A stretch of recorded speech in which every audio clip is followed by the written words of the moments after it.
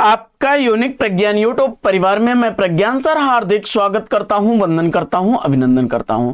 प्यारे साथियों, पाठचर्या होने वाली है काफी महत्वपूर्ण, क्योंकि इस वीडियो में करने वाले हैं हम लोग छायावाद से संबंधित उन महत्वपूर्ण प्रश्नों का अध्ययन जो विगत वर्ष परीक्षाओं में पूछे गए प्रश्न हैं, और इन प्रश्नों का व्याख्यात्मक हल अध्ययन करना प्रारंभ करें। इससे पूर्व अगर वीडियो को पहली बार देख रहे हैं तो चैनल पर रहे हैं तो कृपया चैनल को सब्सक्राइब, वीडियो को लाइक और शेयर करना बिल्कुल न भूलें।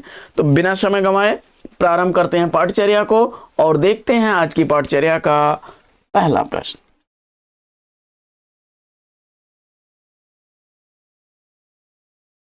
प्रश्न संख्या 243, निम्न में से कौन सी छायावादी शैली की प्रमुख विशेषता नहीं है, इसका आपको जवाब बताना है।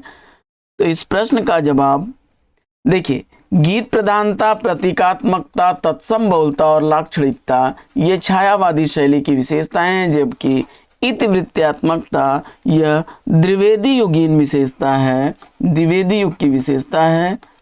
तो विकल्पी इस प्रश्न का राइट आंसर है।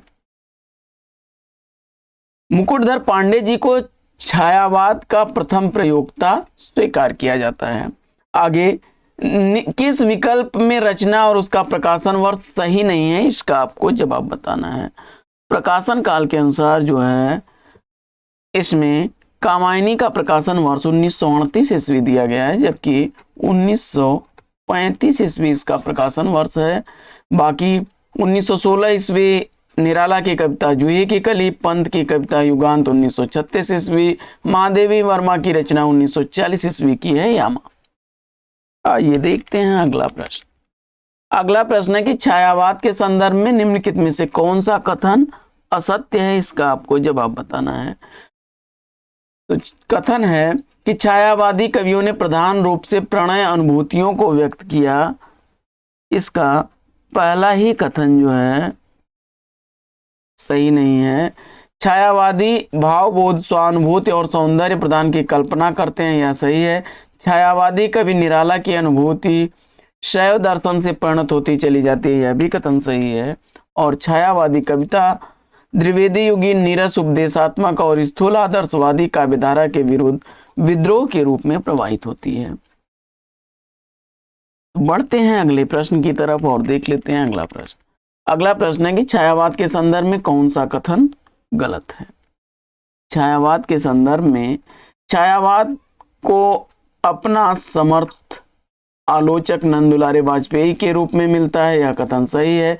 छायावाद के समानांतर चलने वाली प्रेम और मस्ती की काव्यधारा के एक प्रमुख कवि हरिवंश राय बच्चन हैं, यह भी सही है।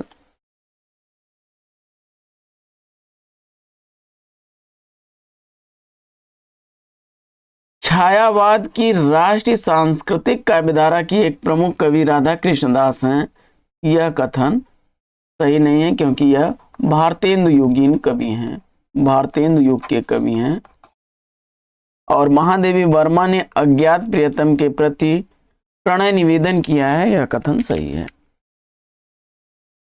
आगे, आराधन का दृढ़ आराधन से दो उत्तर, तुम वरो विजय संयत प्राणों से प्राणों पर, सरयू में संकलित राम की शक्ति पूजा से उद्गृत उक्त कथन किसका है।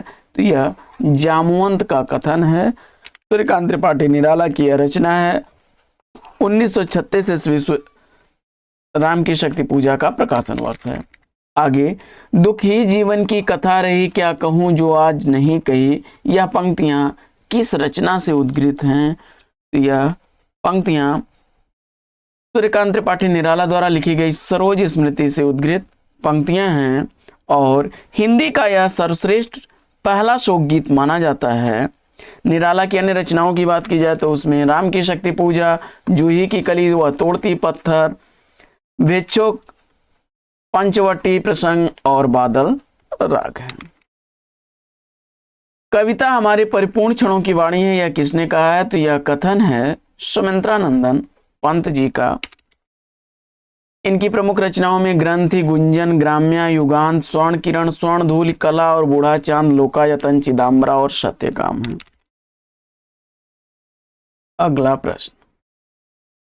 प्रश्न है कि मधुशाला में हरिवंश राय बच्चन ने किस छंद का प्रयोग किया है। तो मधुशाला में हरिवंश राय बच्चन ने रुबाइयां छंद का प्रयोग किया है।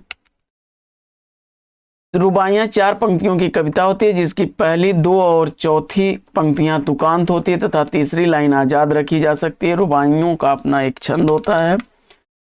द्रौपदी नामक प्रबंध काव्य के रचयिता कौन है? तो द्रौपदी देखिए नरेंद्र शर्मा का प्रबंध काव्य है, वहीं सुरेंद्र वर्मा का नाटक भी है। तो यह प्रबंध काव्य नरेंद्र शर्मा जी का है। नरेंद्र शर्मा द्वारा लिखी गई अन्य रचनाओं में काव्य कृतियां प्रभात फेरी, पलाश वन, अग्निशस्य, रक्त चंदन, मिट्टी और फूल, प्रवासी के गीत हैं। सुमित्रानंदन पंत की निम्नलिखित में से किस रचना पर महर्षि अरविंद का प्रभाव देखने को मिलता है?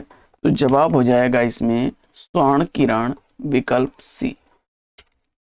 अगला प्रश्न है कि निम्नलिखित रचनाओं को उनके रचनाकारों के साथ सुमेलित करना है आपको। फटाफट मिलान कर लीजिए। प्रेम पथिक जो है यह जयशंकर प्रसाद की रचना है। प्रेम पथिक जयशंकर प्रसाद की रचना है, 1914 ईस्वी इसका रचना काल। गीतिका सूर्यकांत त्रिपाठी निराला की रचना है और 1936 ईस्वी इसका रचना काल। सांध्य गीत महादेवी वर्मा की रचना है और 1936 ईस्वी इसका रचना काल। गुंजन के रचनाकार सुमित्रानंदन पंत जी हैं और 1932 ईस्वी की यह रचना है। मैथिली शरण गुप्त की चर्चित रचना पंचवटी है, 1925 ईस्वी इस कृति का रचना काल है। बढ़ते हैं अगले प्रश्न की तरफ और देखते हैं अगला प्रश्न। अगला प्रश्न है, प्रसाद जी ने अपनी किस रचना में आनंद की प्रतिष्ठा दार्शनिकता के ऊपरी आभास के साथ कल्पना की भूमिका बनाकर दी है? तो इस प्रश्न का जवाब हो जाएगा कामायनी, विकल्प सी इस प्रश्न का राइट आंसर है। आगे, किस धारा का काव्य भौतिक और आध्यात्मिक के द्वैत और संघर्ष की ज्वलंत आधुनिक समस्या से जूझने का प्रयास करता है? तो उत्तर हो जाएगा छायावाद, विकल्प सी इसका राइट आंसर है। काव्य की आत्मा की संकल्पनात्मक अनुभूति है, यह कथन किसका है? काव्य आत्मा की संकल्पनात्मक अनुभूति है, तो जवाब हो जाएगा जयशंकर प्रसाद का यह कथन है।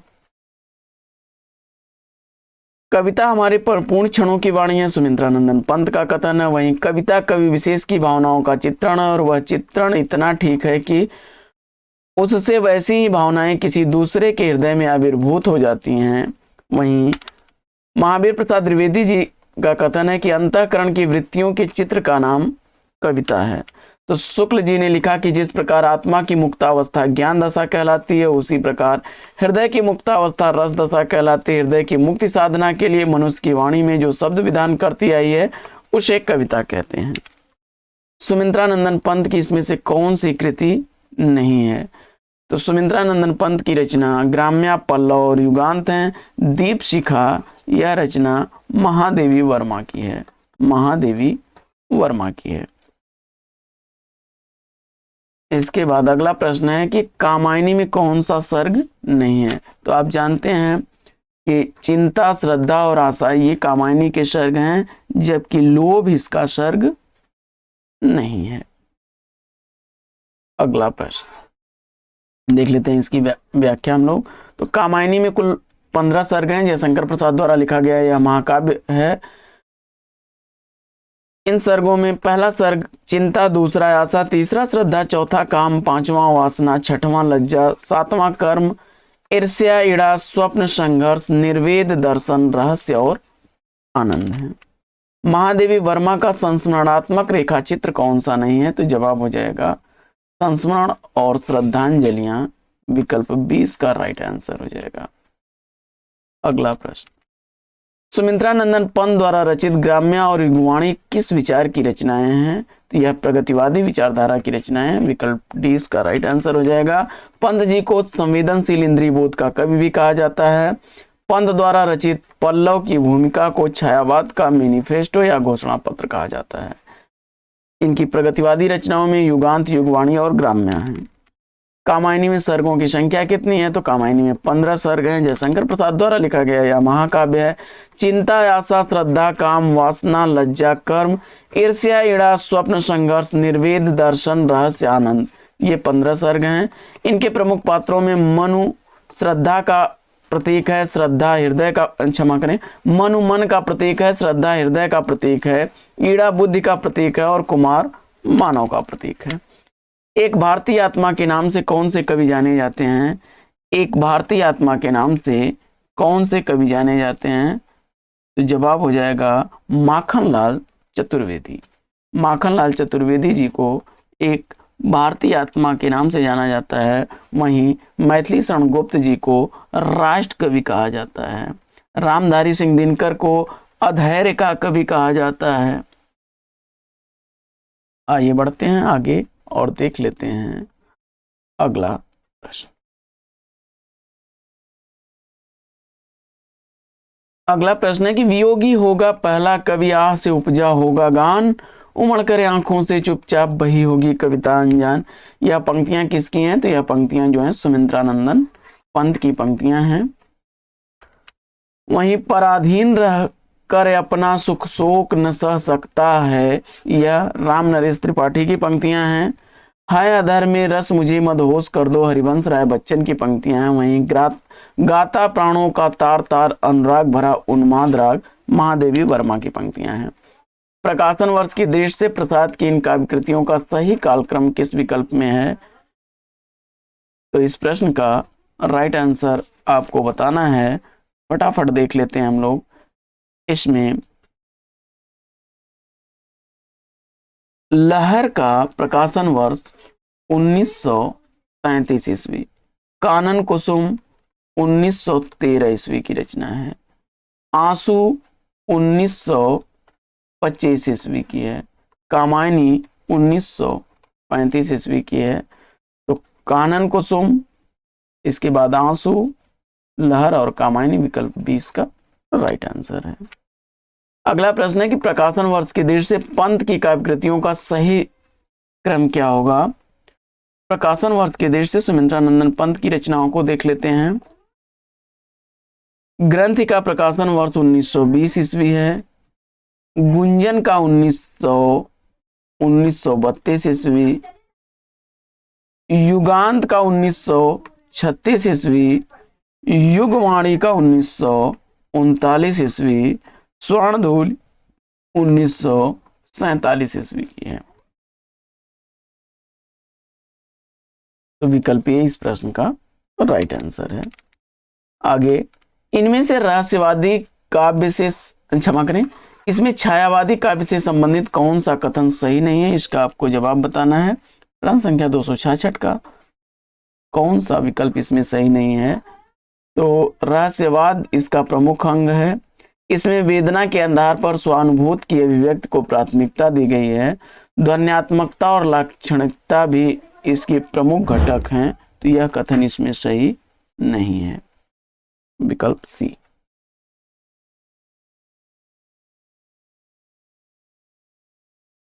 इसके बाद, इसमें रीतकालीन और द्विवेदी कालीन कविताओं से भिन्न प्रकार के भावों को नए ढंग से अभिव्यक्त हुई है। यह कथन सही है। इसके बाद, नंद दुलारे वाजपेयी जी की समीक्षा पद्धति से संबंधित कौन सा कथन सही नहीं है? तो देख लेते हैं।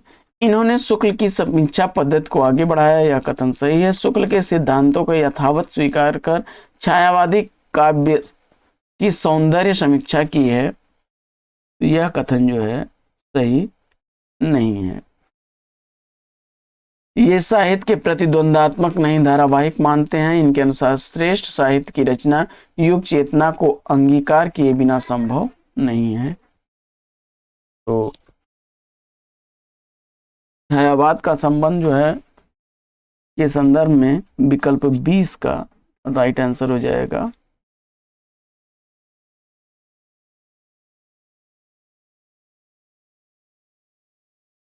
छायावाद के संबंध में नंद दुलारे वाजपेयी जी का दृष्टिकोण आचार्य शुक्ल के दृष्टिकोण से सर्वथा पृथक है।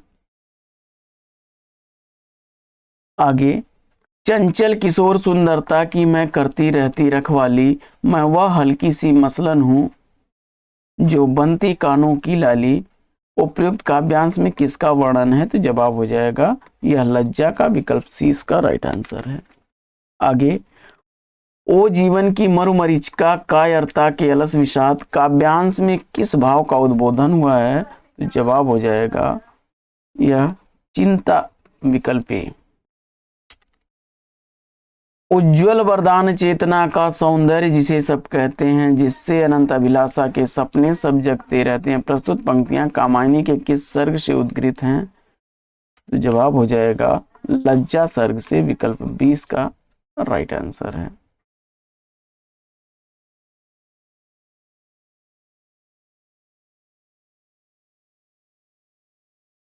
कामायनी जयशंकर प्रसाद की 1935 ईस्वी की प्रकाशित रचना है। 15 सर्गों का यह महाकाव्य है। इसमें प्रसाद की अन्य रचनाओं की अगर बात की जाए तो उर्वशी, वनमिलन, प्रेमराज, अयोध्या का उद्धार, शोकोच्छ्वास, ब्रभुआन, कानन कुसुम, प्रेम प्रतीक, महाराणा का महत्व, चित्राधार, झरना, आंसू और लहर प्रमुख रचनाएं हैं। कामायनी में श्रद्धा सर्ग क्रमानुसार किस क्रम पर आएगा? तो कामायनी में तीसरा सर्ग जो है वह श्रद्धा सर्ग है। चिंता है, आशा है, फिर श्रद्धा है, काम है, वासना है, लज्जा, कर्म, ईर्ष्या, ईड़ा, स्वप्न, संघर्ष, निर्वेद और दर्शन, रहस्य तथा आनंद। वह एक और मनु रहा राम का जो न थका, जो नहीं जानता दैन्य, नहीं जानता विनय। काव्यांश में राम की किस विशेषता की ओर संकेत किया गया? तो जवाब हो जाएगा दृढ़ निश्चय की।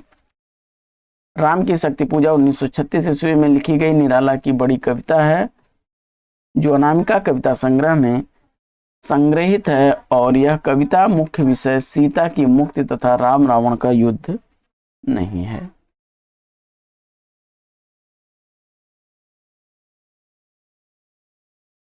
राम की शक्ति पूजा कविता की प्रारंभिक पंक्तियां हैं।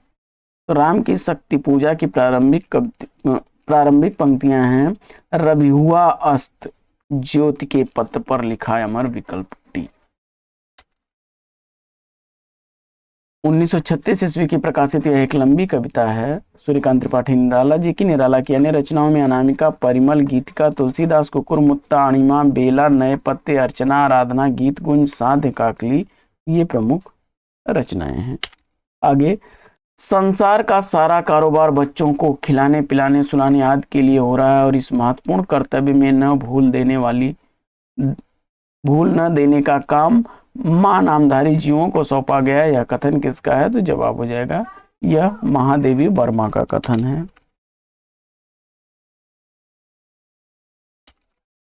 अगला प्रश्न है कि रधिया महादेवी वर्मा के किस संस्मरण की पात्र है? तो रधिया महादेवी वर्मा द्वारा लिखे गए बदलू संस्मरण की पात्र है।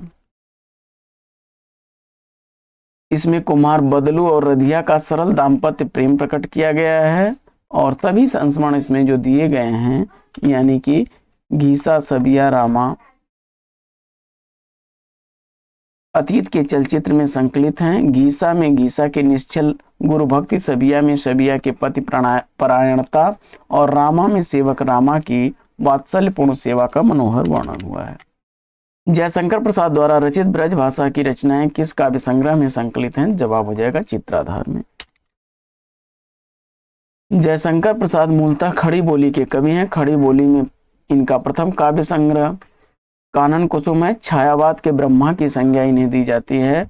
उर्वशी, वनमिलन, प्रेमराज, अयोध्या का उद्धार, शोकोच्छ्वास, प्रभुवाहन, कानन कुसुम, प्रेम प्रतीक, महाराणा का महत्व, चित्राधार, झरना, आंसू, लहर, कामायनी सारी रचनाएं जयशंकर प्रसाद की हैं। चंपू काव्य उर्वशी के रचयिता कौन है? तो जयशंकर प्रसाद द्वारा लिखा गया चंपू उर्वशी काव्य है। इस रचना यह प्रसाद की प्रथम पुस्तकाकार रचना है, जिसका प्रकाशन 1909 ईस्वी है, जबकि दिनकर द्वारा लिखी गई उर्वशी 1961 ईस्वी का गीति नाट्य माना जाता है। दिनकर को इस रचना पर 1972 ईस्वी में ज्ञानपीठ पुरस्कार भी दिया गया था। यानी दिनकर की जो उर्वशी है वह गीति नाट्य है और ज्ञानपीठ पुरस्कार से सम्मानित रचना है। राम की शक्ति पूजा की रचना निराला जी ने कब की थी? तो राम की शक्ति पूजा जो है 1936 ईस्वी की है। विकल्प ए इसका राइट आंसर है। इसका उपजीव्य ग्रंथ जो है बांग्ला कृतिवास रामायण है। कामायनी की प्रमुख पात्रीड़ा किसका प्रतीकार्थ है? तो जवाब हो जाएगा बुद्ध का। विकल्प सी इसका राइट आंसर है। मन का प्रतीक मनु है, हृदय की प्रतीक श्रद्धा, बुद्धि का प्रतीक ईड़ा और मानव का प्रतीक कुमार है।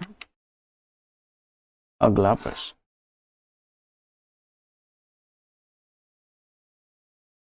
अगला प्रश्न है कि यह कथन किसका है? कामायनी का महाकाव्य तो असंदिग्ध है। तो यह कथन है डॉक्टर नगेंद्र का। कामायनी का अंगिरस शांत रस है और इसका मुख्य छंद ताटंक छंद है। कामायनी की प्रारंभिक पंक्तियां आला छंद में रचित हैं। निम्नलिखित में से कौन सी रचना जयशंकर प्रसाद की नहीं है? तो इसमें जो है प्रेमपति कांसू महाराणा का महत्व जयशंकर प्रसाद की रचनाएं हैं। रश्मि महादेवी वर्मा की रचना है। जयशंकर प्रसाद की प्रमुख रचनाओं में उर्वशी, वनमिलन, प्रेमराज, अयोध्या का उद्धार, शोकोच्छ्वास, प्रभुवाहन, कानन कुसुम, प्रेम पथिक, महाराणा का महत्व, चित्राधार, झरना, आंसू, लहर और कामायनी है। वहीं महादेवी की प्रमुख रचनाओं में निहार, रश्मि, नीरजा, शांत गीत, यामा, दीप शिखा, सप्तपाणा है। अगला प्रश्न है कि निम्नलिखित काव्य पंक्तियों कामायनी के किस सर्ग से ली गई हैं? नारी तुम केवल श्रद्धा हो, विश्वास रजत नग पग तल में, प्यो स्रोत से बहा करो जीवन के सुंदर समतल में। यह पंक्तियां जो हैं लज्जा सर्ग से अवतरित हैं। विकल्प ए इसका राइट आंसर है। कामायनी में किस दर्शन की अभिव्यक्ति मिलती है? कामायनी में किस दर्शन की अभिव्यक्ति मिलती है? जवाब हो जाएगा शैव दर्शन। विकल्प डी इसका राइट आंसर है। आचार्य शांत प्रिय द्विवेदी जी ने कामायनी को छायावाद का उपनिषद कहा है, जिसमें समरसतावाद एवं आनंदवाद की उद्भावना हुई है। आगे यह कथन किसका है? वस्तु विन्यास के दृष्टि से कामायनी को दुखांत रचना मान लेने में कोई आपत्ति नहीं है। वस्तु विन्यास के दृष्टि से कामायनी को दुखांत रचना मान लेने में कोई आपत्ति नहीं है। यह कथन है नंद दुलारे वाजपेयी जी का। विकल्प 20 प्रश्न का राइट आंसर है। बढ़ते हैं आगे और देखते हैं अगला प्रश्न। अगला प्रश्न है कि निराला दार्शनिक कवि हैं, यह कथन किसका है? निराला दार्शनिक कवि हैं, यह कथन किसका है? तो निराला दार्शनिक कवि हैं डॉक्टर रामविलास शर्मा जी का कथन है। विकल्प 20 प्रश्न का राइट आंसर है। शुक्ल जी ने लिखा है निराला के संदर्भ में कि बहु वस्तु स्पर्शनी प्रतिभा निराला जी में है। निराला को ओज, औदात्य और विद्रोह का कवि माना जाता है। निराला को छायावाद का सलाका पुरुष भी कहा जाता है। काफी इंपॉर्टेंट तथ्य हैं सब। यानी निराला को छायावाद का सलाका पुरुष कहा जाता है, औदात्य और विद्रोह का कवि माना जाता है, ओज का कवि माना जाता है। बहुवस्तु स्पर्शनी प्रतिभा निराला जी में है, यह कथन शुक्ल जी का है। निराला दार्शनिक कवि हैं, यह कथन रामविलास शर्मा जी का है। शैव दर्शन के आनंदवाद पर आधारित रचना इसमें से कौन सी है? तो जवाब हो जाएगा विकल्प सी कामायनी। अगला प्रश्न, कामायनी 1935 ईस्वी की प्रकाशित जयशंकर प्रसाद की महाकाव्य विधा की रचना है। इनके द्वारा लिखी गई अन्य रचनाओं में उर्वशी, वनमिलन, प्रेमराज, अयोध्या का उद्धार, शोकोच्छ्वास, प्रभुवाहन, कानन कुसुम, प्रेम पथिक, महाराणा का महत्व, चित्राधार, झरना, आंसू और लहर हैं। आगे साथियों, बच्चन जी की मधुशाला की विधा क्या है? हरिवंश राय बच्चन की मधुशाला काव्य विधा की रचना है। विकल्प सी इसका राइट आंसर है। मधुशाला, मधुबाला, मधुकलश, निशानी मंत्रण, एकांत संगीत, आकुल अंतर, सतरंगिनी, बंगाल का काल, हलाहल, मिलन यामिनी, ये प्रमुख रचनाएं हरिवंश राय बच्चन की हैं। गंध विधि के रचनाकार कौन है? तो गंध विधि सुमित्रानंदन पंत की रचना है। विकल्प 20 का राइट आंसर है। सुमित्रानंदन पंत की अन्य रचनाओं में उच्छ्वास, ग्रंथि, वीणा, पल्लव, गुंजन, युगांत, युगवाणी, ग्राम्या, स्वर्ण किरण, स्वर्णधोली, युगपथ, लोकायतन, कला और बुढ़ा चांद तथा चिदम्बरा प्रमुख रचनाएं हैं।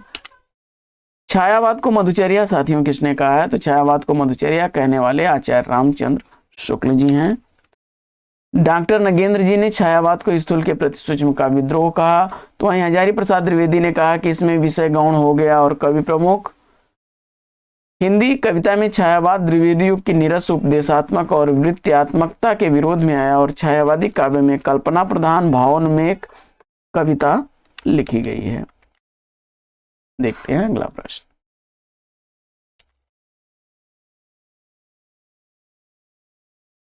अगला प्रश्न है कि गा कोकिल बरसा पावक्कण, यह पंक्ति किसकी है? तो यह सुमित्रानंदन पंत की पंक्तियां हैं, युगांत कविता से अवतरित हैं।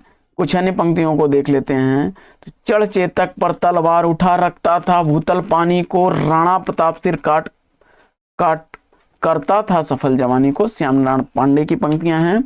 वहीं मत कहो आकाश से कोहरा घना है, यह किसी की व्यक्तिगत आलोचना है, दुष्यंत कुमार की रचना है, पंक्तियां हैं।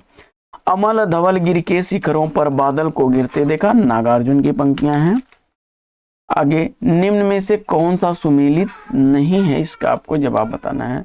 अनामिका जो है सूर्यकांत त्रिपाठी निराला की रचना है, तो विकल्प ए इसका सुमेलित नहीं है। वीणा पंत की रचना है, झरना प्रसाद की, और सांध्याकांकली निराला की, निर्जा महादेवी वर्मा की। छायावाद को राष्ट्रीय जागरण की काव्यात्मक अभिव्यक्ति किसने कहा है? छायावाद को राष्ट्रीय जागरण की काव्यात्मक अभिव्यक्ति किसने कहा है? तो जवाब हो जाएगा नामवर सिंह ने, विकल्प ए इस प्रश्न का राइट आंसर है। मानव अथवा प्रकृति के सूक्ष्म किंतु व्यक्त सौंदर्य में आध्यात्मिक छाया का भान मेरे विचार से छायावाद की सर्वमान्य व्याख्या हो सकती है, यह नंदुलारे वाजपेयी जी का कथन है। छायावाद स्थूल के प्रति सूक्ष्म का विद्रोह है, डॉक्टर नगेंद्र का कथन है। छायावाद मूलतः शक्ति काव्य है, रामस्वरूप चतुर्वेदी जी का कथन है। आगे पंत की रचनाओं का प्रकाशन की दृष्टि से सही क्रम क्या होगा, इसका आपको जवाब बताना है। तो सुमित्रानंदन पंत की रचना गुंजन का प्रकाशन वर्ष 1932 ईस्वी है, लोकायतन 1964 ईस्वी का है। वहीं ग्राम्या 1940 ईस्वी की रचना है, युगांत 1936 ईस्वी की रचना है।